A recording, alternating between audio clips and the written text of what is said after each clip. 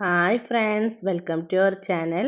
ഇന്ന് നമ്മളൊരു ഈസിയും ടേസ്റ്റിയുമായ കോക്കനട്ട് പുഡിങ്ങാണ് ഉണ്ടാക്കുന്നത്.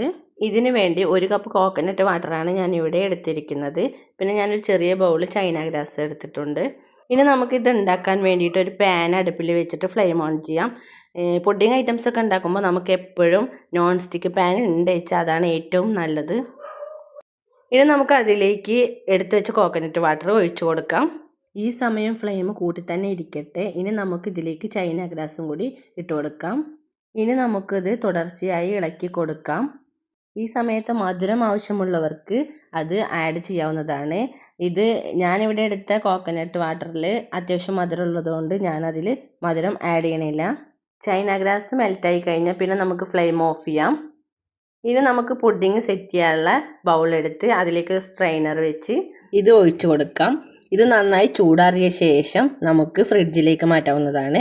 2 മണിക്കൂർ വരെ നമുക്ക് ഫ്രിഡ്ജിൽ വെക്കാം. ഓവർനൈറ്റ് വെക്കുക വളരെ നല്ലതാണ്. അപ്പോൾ കറക്റ്റ് പരുവത്തിൽ കിട്ടും.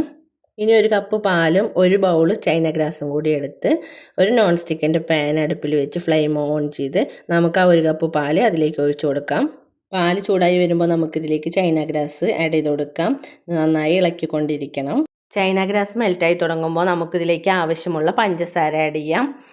ഇവിടെ മധുരം എല്ലാവർക്കും കുറവായതുകൊണ്ട് ഞാൻ 1 ടേബിൾ സ്പൂൺ പഞ്ചസാര മാത്രമേ ആഡ് ചെയ്തിട്ടുള്ളൂ. നിങ്ങൾക്ക് അവരവരുടെ ഇഷ്ടമനുസരിച്ച് അതിൻ്റെ അളവിൽ വ്യത്യാസം വരുത്താം. ഇനി നമുക്ക് ഈ പാല് ഒരു സ്ട്രെയിനർ ഉപയോഗിച്ച് അരിച്ചെടുക്കാം. ഇവിടെ ഞാൻ പുഡിങ് സെറ്റ് ചെയ്യാനുള്ള ബൗളുകൾ എടുത്ത് വെച്ചിട്ടുണ്ട്. ഇനി നമ്മൾ ആദ്യം സെറ്റ് ചെയ്ത് ഫ്രിഡ്ജിൽ മാറ്റി വെച്ചത് എടുത്ത് അത് ആവശ്യത്തിന് ചെറിയ ചെറിയ പീസായി കട്ട് ചെയ്തെടുക്കാവുന്നതാണ്. ഞാനിവിടെ സ്ക്വയർ ടൈപ്പിൽ ചെറിയ ചെറിയ പീസുകളായിട്ടാണ് കട്ട് ചെയ്തെടുത്തിരിക്കുന്നത്. ഇനി നമുക്കിത് പുഡിങ് സെറ്റ് ചെയ്യുന്ന പാത്രങ്ങളിലേക്ക് മാറ്റാവുന്നതാണ്.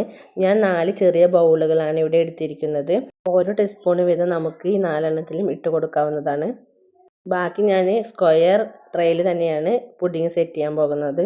ഇനി ഇതൊക്കെ നമുക്കൊന്ന് ട്രേയിലും ബൗളിലൊക്കെ ഒന്ന് പരത്തിയിട്ട് സെറ്റ് ചെയ്ത് കൊടുക്കാം. നമുക്ക് അതിൻ്റെ മേലെ ഈ പാല് ഒഴിച്ചു കൊടുക്കാവുന്നതാണ്.